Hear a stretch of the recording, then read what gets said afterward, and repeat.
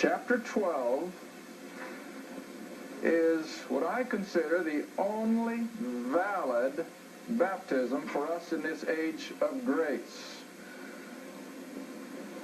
And it's a baptism that human hands cannot touch.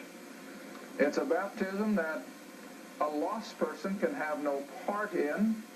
As over in water baptism, we can never be sure as to a person's salvation. Now, I was brought up in a congregation where we examined very thoroughly any candidates for baptism.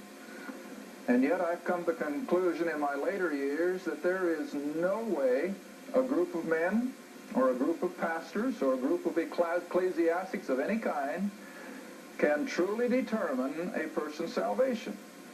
Oh, we can hear their testimony, and we can come to some human conclusions, but we can never look on the heart. That's something that only God himself can do.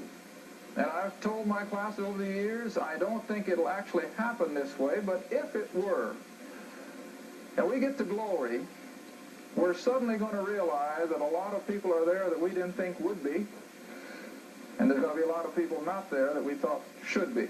Now, it won't be that way because we're not going to have that kind of knowledge, I'm sure. But if, hypothetically, if that were the case, we would both be surprised and disappointed. Because, see, we can't look on the heart.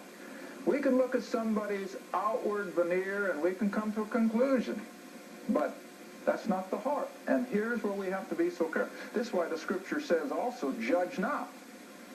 You and I can't judge as to whether or not a person is a child of God. Only God knows. And so consequently, this baptism that Paul alludes to now in 1 Corinthians chapter 12, verse 12, for as the body, that is this human body, is one. In other words, from head to toe,